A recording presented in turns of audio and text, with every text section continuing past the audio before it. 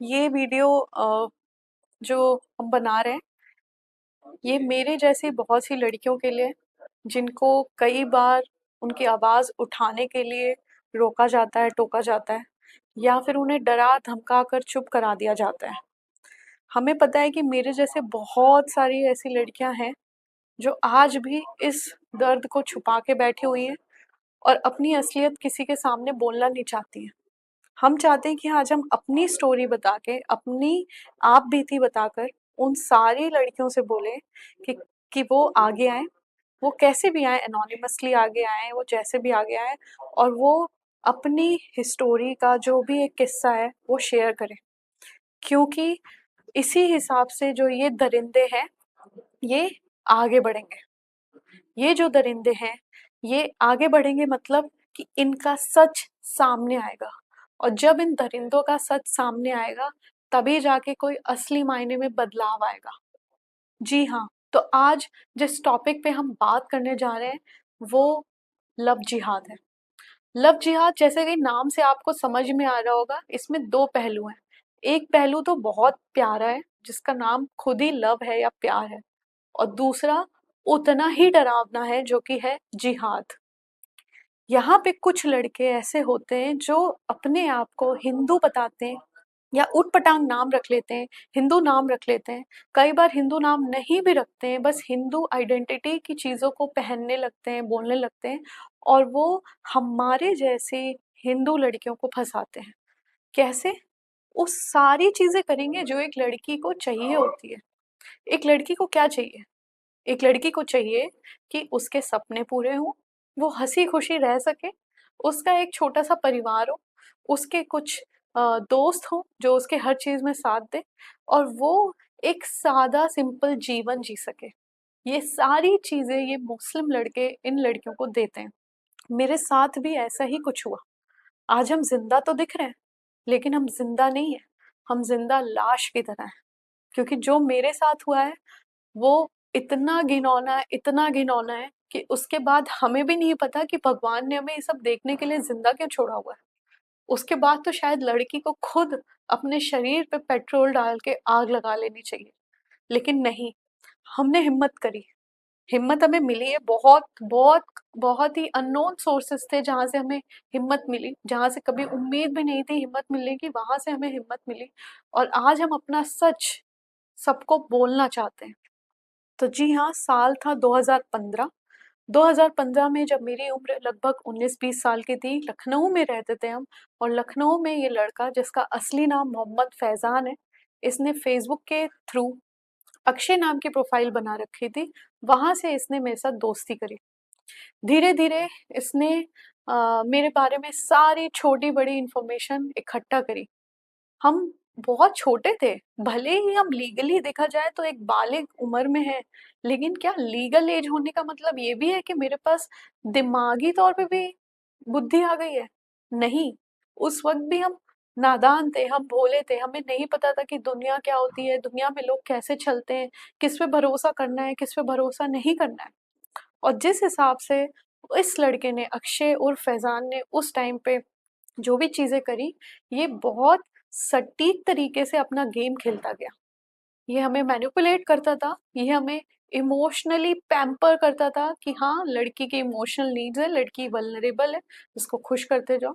और धीरे-धीरे इसने अपने दोस्त, अपने गैंग, अपने परिवार के साथ मिलके मेरा भरोसा जीता। आज भी अगर हमें मौका मिले तो हम 2015 में जाके अपनी लाइफ को मिटाना चाहेंगे। क्योंकि जिस दिन इस लड़के की फ्रेंड रिक्वेस्ट हमने एक्सेप्ट करी, उसी दिन से मेरा बर्बाद होने का जो टाइमर था वो स्टार्ट हो गया था। हमें नहीं पता था कि हम किस काली कोठरी में अब घुसने वाले हैं। वहाँ से ये हमें एक शहर से दूसरे शहर लेके आया, जिस शहर का नाम था गाज़ियाबाद। यहाँ पे उसने क्या खेल खेला कि इसने हमें ऐसे लोगों से मिलवाया जो इसके दोस्त थे, जो खुद हिंदू थे, ब्राह्मण थे और बड़ी-बड़ी बातें करते थे। बहुत बड़ी-बड़ी बातें करते थे, ज्ञान की बातें करते थे, पता नहीं किस-किस तरीके की किस तरीके से लोगों को ब्रेन वॉश करना है और इसी तरीके से इन लोग ने हमें ब्रेन वॉश किया। लिव इन रिलेशनशिप जो कि कभी सुना भी नहीं था, कभी मतलब भी नहीं पता था 2015-16 में, उस टाइम तक ये लोग लिव इन रिलेशनशिप में रहते थे। और ये लोग लिव इन रिलेशनशिप ऐसी चीज़ों के बारे में और लड़कियों को कन्विंस करते थे, और हम भी उसी के एक विक्टिम हो गए, हम भी उसी में फँस गए। ये साथ में रहने लग गया, एक कई सारे झांसे देके, कभी नौकरी का, कभी और इंटर्नशिप का, और इस तरीके से इसने हमें और लोगों से वैलिडेशन दिलवा के वहाँ पे रखा। मन ही मन तो लगता था कि कुछ गलत हो रहा है, कुछ अजीब हो रहा है, लेकिन इस तरीके से इसने हमें फँसा रखा था कि वहाँ से निकल पाना बहुत मुश्किल होता जा रहा था मेरे लिए। एक दिन ऐसा आया कि इस मोहम्मद फैज़ान की जो असलियत थी वो मेरे आँखों के सामने आई। उस दिन तो मेरे पैरों तले ज़मीन ही खिसक गई, हमें लगा कि बस अब जैसे भी हमें अपनी जान बचा के यहाँ से निकलना है, क्योंकि अगर कोई इंसान 2 ढाई साल तक अपना असली आइडेंटिटी छुपा के मेरे सामने सक्सेसफुली रह सकता है, तो वो पता नहीं और क्या-क्या करता होगा। बाद में पता चला कि इसकी माँ, इसकी बहन, इसके परिवार, इसका दोस्त, हर कोई इसमें शामिल था, हर कोई ये चाहता था, और हर कोई इसलिए कर रहा था क्योंकि इन सबको इन सारे हरकतें करने के लिए इंसेंटिव्स मिलते थे, पैसे मिलते थे। जब अब हम सोचते हैं तो पता चलता है कैसे एक नॉर्मल मामूली सा 20, 22, 25 हज़ार रुपए कमाने वाला लड़का एकदम से महँगी बाइक खरीद लेता है, एकदम से अपना फ़ोन ले लेता है, ब्रांडेड फ़ोन, ब्रांडेड कपड़े, ये कहाँ से आ रहे हैं ये पैसे? अब जब पता चलता है तो ये एक लव जिहाद का पूरा रैकेट है। हमें पता है मेरे जैसे और भी लड़कियां हैं जो शायद मेरी स्टोरी देख के या तो हमें गाली देंगी, या फिर वो एक्चुअली में अपना दर्द भी टटोल पाएंगी। अपना दर्द अगर वो टटोल रही हैं तो प्लीज मेरे से कांटेक्ट करो। कांटेक्ट करो, चाहे अपना नाम छुपा के, चाहे अपना चेहरा छुपा के, लेकिन बताओ अपनी कहानी, क्योंकि तुम्हें नहीं पता है कि तुम्हारी कहानी किस किस लड़की को कहाँ कहाँ से बचा सकती हो। मेरे ऊपर ज़रूर कोई भगवान का हाथ था कि जो हम इतने लंबे समय तक यूज़ होने के बाद भी वहाँ से ज़िंदा निकल के आ पाए। इसने मेरे साथ कोई एक चीज़ नहीं करी है। गाज़ियाबाद लाने के बाद मेरा मरना तय था। इसने पहले हमें एक सेक्स ऑब्जेक्ट की तरह यूज़ किया। जी हाँ, हम बोलेंगे, खुल के बोलेंगे, चाहे लोग कितना भी बोलें कि चुप रहो, मत बोलो, बट हम बोलेंगे। इसने हमें एक सेक्स ऑब्जेक्ट की तरह यूज़ किया। जब मन में आ रहा है, जैसे मन में आ रहा है, जहाँ मन में आ रहा है, वहाँ पे मेरे साथ सेक्स कर रहा है। साथ ही साथ ये कई बार मेरे अश्लील फ़ोटोज़ और वीडियोज़ बनाता, जो कि हमें पता भी नहीं था। ये सारी चीज़ें हमें बाद में पता चली, और ये फ़ोटो वीडियो ये लोग बनाते हैं इंश्योरेंस के लिए। ये इंश्योरेंस इनको 2 चीज़ का होता है कि एक तो ये अपने आकाओं को भेजते हैं, जो इनके मैनेजर्स होते हैं, उनको भेजते हैं ताकि वहाँ से इनको पैसे मिल सकें, इंसेंटिव्स मिल सकें, हमारी जैसी लड़कियों को बर्बाद करने के लिए। और दूसरा, इनको ये रहता है कि कल को अगर ये लड़की का दिमाग खुल गया, तो ये उसको बोल सके कि भाई देख ले तेरी वीडियो है, कहाँ जाएगी बच के? कहाँ-कहाँ जाके मुँह छुपाएगी? एक बार अगर वायरल कर दिया ना, तो बस फिर तो तुम्हें मरने के अलावा या घर बैठने के अलावा कोई ऑप्शन नहीं होगा। ये वीडियोज़ इसलिए बनाते हैं। बहुत सी लड़कियाँ शायद इसीलिए आज तक कभी नहीं बोल पाई हैं। हम तो खुद ऐसी लड़कियों से मिले हैं जिनके साथ लव जिहाद हुआ है, गंदे से हुआ है, और वो अभी भी उस बात को नकार रही हैं कि नहीं, नहीं, नहीं, नहीं, नहीं, मेरा अब्दुल ऐसा नहीं है, मेरा अब्दुल तो अलग था। कोई भी अब्दुल अलग नहीं है। हो सकता हो कि उनके नाम अलग हो सकता हो कि उनके थोड़े बहुत तौर तरीके अलग हों, बट हर अब्दुल की स्टोरी निकाल के देखो, शुरू से लेके एंड तक आपको सेम बिहेवियर, सेम पैटर्न मिलेगा। इसके बाद इसने सेक्स ऑब्जेक्ट बनाने के बाद इसने मेरे साथ सारी घिनौनी हरकत करी। खुद भी नशे करता था अलग-अलग तरीके के, और हमें भी ज़बरदस्ती नशे की हालत में रखता था। और नशे कराने का पर्पज़ ये है कि अरे लड़की को तो लगेगा कि वॉव! ये कितना कूल है, ये सारी चीज़ें कितनी सही है, या इसके दोस्त इसकी तारीफ़ करेंगे, या सब कुछ कितना सही लगेगा। लेकिन असलियत में वो उस नशे से लड़की का दिमाग खराब हो रहा है। लड़की की सोचने और समझने की जो शक्ति है वो खत्म हो रही है, जैसे मेरे साथ हुआ। बहुत सारे ऐसे नार्कोटिक्स ड्रग्स जो कि ये लेता था, कंज्यूम करता था, वो कई बार नोइंगली अननोइंगली हमें भी कंज्यूम कराए जाते थे, ताकि मेरा जो एक लॉजिकल माइंड है वो कभी काम ही ना करे। और जब मेरा दिमाग खुद ही बोलेगा कि हम ये गलती कर रहे हैं, हम ये गलती कर रहे हैं, तो हम कहाँ से जाके अपनी फैमिली को बोल पाएंगे? क्योंकि सबसे बड़ा डर था कि कोई मेरी बात नहीं सुनने वाला है।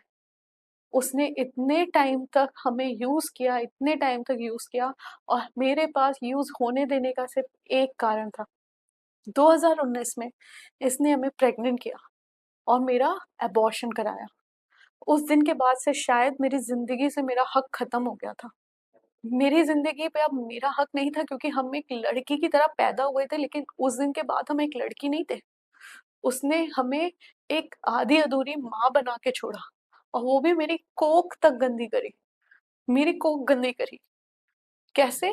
अपना घटिया सामान मेरे शरीर में डाल के। ये इस तरीके से कि आपने एक बॉटल तो खरीद लिया, लेकिन उस बॉटल के अंदर आपने गंदगी भर दी। अबॉर्शन नाम बहुत सिंपल लग रहा है शायद सुनने में, लेकिन अबॉर्शन होने के बाद लड़की का शरीर फिर लड़की का नहीं रहता है। उसने हमेशा हमेशा के लिए मेरे शरीर के अंदर तक अपना दाग लगा दिया है। और क्या एक्सपेक्ट करता है वो, कि हम इस दाग को लेके किसी हिंदू परिवार में जाएं और उनके लिए बच्चे पैदा करें, एक हिंदू के साथ शादी करके हिंदू के लिए बच्चे पैदा करें, ताकि उनके भी जो बच्चे पैदा हों उस पे उसकी गंदगी लगी हो। ये तो गलत है, ये तो कभी नहीं होने देंगे। क्योंकि वो लड़का है और मोहम्मडन है, मुसलमान है, इसलिए वो तो जाके किसी भी वर्जिन साफ-सुथरी लड़की से शादी करके अपने साफ-सुथरे बच्चे पैदा कर सकता है। और क्योंकि हम हिंदू लड़की हैं, तो अब हम जाएँ हिंदू लड़के को बेवकूफ़ बना के, उनसे झूठ बोल के, उनसे अपना सच छुपा के, उनके लिए ऐसे बच्चे पैदा करें जो इस गंदे कोख में पैदा हो रहे हैं। कभी नहीं होगा ये, कभी नहीं होगा। यही है जिहाद, ये जिहाद की एक कड़ी है। और जो लोग कहते हैं कि मैं इसमें नहीं मानता हूँ, घबराइए मत। आपकी बेटी, आपकी बहू, आपकी बहन, सबके साथ ये होने में ज़्यादा टाइम नहीं है, सबके साथ ये होगा।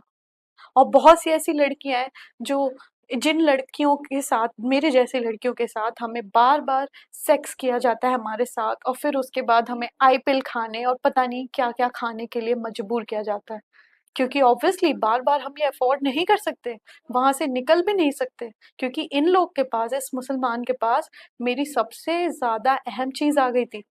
क्या? मेरे फोटोज, मेरे वीडियोस और मेरे मेडिकल रिपोर्ट। ये होने के बाद उस लड़के को आराम से पता था कि अब तो हम कहीं नहीं जाने वाले, क्योंकि अब वो जो लड़की से छीन सकता था ना, वो सब कुछ छीन चुका है। वो मेरे साथ रहा, मतलब मेरे साथ रहने का जो एसेंस था वो छीन चुका था। मेरे लड़की होने की जो इनोसेंस थी वो छीन चुका था। नशा करा करा के मेरे शरीर की हर एक अंग को गंदा किया, मैला किया, वो छीन चुका था। झूठ बुलवा बुलवा के सबसे मेरी जो एक सच्चाई थी उसको घटिया किया। मेरे ऊपर अपने इस्लामिक तौर तरीके का जबरदस्ती करना, इस चीज के ऊपर दबाव बनाना कि उसका धर्म अच्छा है, वो गंदा किया। मेरा दिमाग, मेरा जो साइकोलॉजिकल, उसने जो मैनिपुलेशन करके जो मैसअप किया, वो गंदा किया। मेरे यूट्रस, मेरे ऑर्गन्स, मेरे विजाइना, उसको भी उसने नहीं छोड़ा। जब ये सब करके भी उस दरिंदे का मन नहीं भरा, तो कोविड के बाद वो जो भी उसके मन में आता वो मेरे अंदर डाल देता। कभी वो मेरे बॉडी के अंदर कोई रैंडम टूथब्रश डाल दे रहा है, कभी मेरे बॉडी के अंदर वाइब्रेटर जैसा चीज चला के डाल दे रहा है। क्यों? क्योंकि उसको ये करके हमें पूरी तरीके से बर्बाद करना था, ताकि वो हम जैसी लड़की को अपने लिए जीवन भर के लिए स्लेव बना सके। वो चाहता था कि हम कहीं भी जाएँ, हम कहीं भी जाएँ, किसी के पास भी जाएँ, कहीं भी हम प्यार करें दोबारा, तो हम लौट फिर के इसी के पास आएँ, क्योंकि और कोई तो मेरे साथ इतना वक़्त गुज़ारेगा नहीं, और कोई क्यों ही खरीदेगा ऐसा सामान? कहने को बहुत नॉर्मल सी बात है, लेकिन क्या आप second hand, third hand, fourth hand use गाड़ी खरीदोगे? कोई नहीं खरीदेगा। तो उसने हमें उसी गाड़ी की तरह इस्तेमाल किया, जो शुरुआत में तो एकदम नई सजी हुई, new number plate, new car, new seats, new everything के साथ आती है, और 8 साल में उसकी ऐसी हालत हो जाती है कि शायद उसको कोई कबाड़ी वाला ठीक करके भी ना लेना चाहे। ये सब होने के बाद मेरे पास या तो मरने का ऑप्शन था, या फिर अपने आंसू पोंछ कर लड़ने का ऑप्शन था। पता नहीं कहाँ से हिम्मत आई, बट हमने सेकंड वाला चूज किया। आज हम लड़ रहे हैं, अपने हक की लड़ाई के लिए लड़ रहे हैं, क्योंकि हमें इस्तेमाल किया गया है, गंदे से इस्तेमाल किया गया है। मेरी लड़ाई हर एक लड़की के लिए है, हर एक उस इंसान के लिए जो मेरी लड़ाई में साथ देना चाहता है। इस वीडियो से हम बताना चाहते हैं कि पुलिस, लीगल लोग, ये सारे लोग आपकी बहुत मदद नहीं करेंगे। पुलिस और इन सब पे आप अपनी स्टोरी बता सकते हो, आप अपना कंप्लेन बता सकते हो, लेकिन लड़ाई आपको खुद ही लड़नी है। हर कोई जज कर रहा है, आज हर कोई ये बोल रहा है कि तुम तो खुद ही गई थी, पहले अकल नहीं आई, अब क्यों रो रही हो, अब तुम्हारी कोई क्यों मदद करे, जब उस वक्त समझाया जा रहा था तो क्यों नहीं समझी, जब इतना सब कुछ हो गया है तो अब क्यों निकल के आ रही हो। तंग आ गए इन सवालों से, मेरी मजबूरी का फायदा उठाया गया है, और जब इस तरीके से हमें मजबूर करके हमें इस्तेमाल किया गया है तो आज हम उसको चैन से नहीं रहने देंगे। उसकी गलती की सजा उसको मिलनी चाहिए। आज सफर कौन कर रहा है? हम। क्योंकि लड़की कौन है? हम। जस्ट बिकॉज कि हम लड़की हैं, हमें इसके आफ्टर इफेक्ट्स उठाने पड़ेंगे। हाँ, शायद संसार का ये नियम है, बट अगर ऐसा है तो इन लड़कों को सजा मिलनी चाहिए जो इस बात को जानते हुए भी अपना जिहाद कर रहे हैं। और ये जिहाद सिर्फ एक लड़की तक सीमित नहीं है, ये पूरी पूरी हिंदू कम्युनिटी तक लागू होता है। मेरे साथ साथ मेरा परिवार बर्बाद हुआ, जिस परिवार में हम पैदा हुए, मेरे परिवार से जितने भी लोग जुड़े हुए हैं, मेरे एक्सटेंडेड फैमिली, वो भी बर्बाद हुए। मेरी जिस परिवार में शादी हो सकती थी या हुई होती, वो परिवार बर्बाद होता। साथ ही साथ और भी जो भी लोग हैं जो हमसे टच में आएंगे, वो सब बर्बाद होते। क्यों?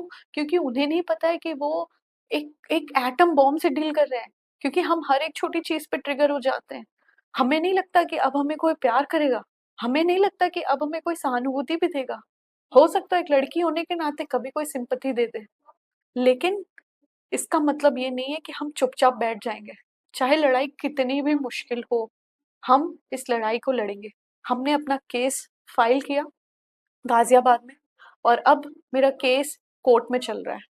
हाँ, बहुत मुश्किलें आई, बहुत ज्यादा मुश्किलें आई, लेकिन फिर भी हम हिल नहीं रहे अपनी जगह से। क्यों? क्योंकि हमें पता है मेरे साथ कुछ भी होगा, अगर हम अपनी लड़ाई सही से लड़ेंगे तो शायद मेरी स्टोरी देख के 4 लड़कियों की लाइफ बच सके। और अगर 4 लड़की की भी लाइफ बच सकती है तो हमें लगेगा कि हमने किसी का भला किया है। पता नहीं लड़कियां अगर मेरा वीडियो देख रही हैं, वो शायद हमें बेवकूफ बोले, या बोले कि अरे खुद गई थी ये वो, पता नहीं क्या क्या। बट प्लीज ये मत सोचो कि लव जिहाद बकवास है। ये बहुत रियल है। आपको जो नाम देना है दो, लव जिहाद नहीं बोलना है, कुछ और बोलना है बोलो, लेकिन ये बहुत रियल है और ये एक बहुत घटिया किस्म का क्राइम है, जो आपको दिमाग से लेके आपके शरीर तक हर जगह इम्पैक्ट करता है, और सिर्फ इस लाइफ के लिए, इस कुछ सालों के लिए नहीं, बल्कि पूरे लाइफ के लिए। वीडियो के माध्यम से हम ये भी बोलना चाहते हैं कि जो भी लड़कियां सामने आना चाहती हैं, इस वीडियो के लिंक में या कमेंट में प्लीज हमें रीच आउट करें। हम उनकी पूरी सहायता करने के लिए रेडी हैं। उनको जो भी हेल्प चाहिए, उनको इमोशनल हेल्प चाहिए, उनको मेंटल हेल्प चाहिए, उनको फाइनेंशियल हेल्प चाहिए, उनको जो भी हेल्प चाहिए, हम उस पूरे में उनको सपोर्ट करने के लिए रेडी हैं। सेकंड, कोई भी ऐसा इंसान जो ये वीडियो देख रहा है, जो मेरे हिंदू भाई बहन हैं, वो प्लीज हमें माफ करें। और अगर माफ कर रहे हैं तो प्लीज मेरे साथ इस कैंपेन में, इस मोर्चे में मेरा साथ दें।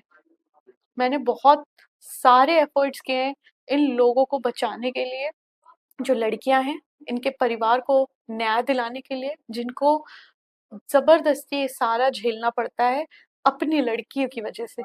और लड़की की भी गलती नहीं है, गलती कहीं ना कहीं उन माँ बाप की भी है जो इस तरीके से अपनी लड़की को ढील दे रहे हैं। बिल्कुल ढील दे रहे हैं और ये गलत है।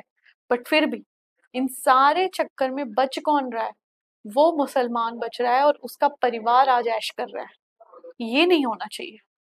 तो जो भी ये वीडियो देख रहा है, उससे मेरी हाथ जोड़कर ये विनती है कि प्लीज सपोर्ट करें, सामने आए। सिर्फ ऐसे चीजों के बारे में रिपोर्ट करके या फिर वीडियो डाल के कुछ नहीं होने वाला है। हमें कुछ एक्शन लेना पड़ेगा, कोई ऐसा कैंपेन शुरू करना पड़ेगा ताकि हम इसको जड़ से खत्म कर सकें। क्योंकि धीरे धीरे ये हर एक घर में पहुंचेगा। ये हर एक हिंदू के घर में पहुंचेगा, और सिर्फ हिंदू ही नहीं, पंजाबी, सिख और जैन और जो भी बुद्धिज्म बुद्धिज्म जितने भी लोग हैं सबके घरों में पहुंचेगा ये। कईयों के घर में तो पहुंच भी गया है, साइलेंटली पहुंच गया है, लेकिन उनको पता नहीं है क्योंकि लड़की ने चुपचाप झूठ बोल के कहीं शादी कर ली है डर के मारे। बट उसे नहीं पता कि वो मोहम्मडन उसका पीछा नहीं छोड़ने वाला। वो अभी भी उसके पीछे आएगा, वो अभी भी उसको यूज करेगा, वो अभी भी उसके दिमाग पे कब्जा करके बैठा हुआ है। क्योंकि ये लोग इस सारी चीजों के साथ एक बहुत ही अननोन फैक्टर को भी यूज करते हैं जिसको बोला जाता है ब्लैक मैजिक। जी हाँ, बहुत से लोग पढ़े लिखे होने का दावा करेंगे, शायद हम भी पढ़े लिखे हैं, बट हम भी नहीं मानते अगर कुछ टाइम पहले हमें ये बोला जाता। अब क्योंकि हम इसके इफेक्ट्स देख रहे हैं तो अब हमें समझ में आता है कि black magic is very real. ये जो मोमडन लोग होते हैं ये ब्लैक मैजिक का इस्तेमाल करते हैं, क्योंकि मेरे साथ भी यही हुआ था। ये सामने आपके ऐसी चीजें कर जाएंगे कि आपका दिमाग कभी समझ ही नहीं पाएगा। क्यों? क्योंकि आप इनके ब्लैक मैजिक के असर में हो, इनके टोना टोटका के असर में हो। तो इन सब चीजों को लाइटली मत लो, और प्लीज आगे आओ इस वीडियो के माध्यम से। मेरा बस यही कहना है कि जो मेरे साथ हुआ, हम नहीं चाहेंगे कि किसी भी और इंसान के साथ, किसी भी लड़की के साथ ऐसा हो।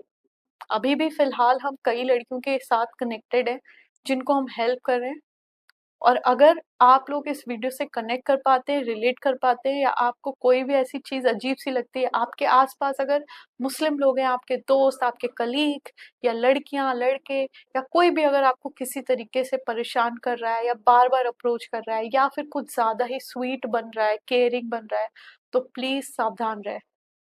और अगर आपको लगता है कि किसी चीज के बारे में डिस्कस करना है, किसी से हेल्प लेना है, तो मेरे तक आप एनोनिमसली या फिर विद योर नेम कैसे भी अप्रोच कर सकते हैं। आपकी प्राइवेसी 100% मेंटेन रहेगी।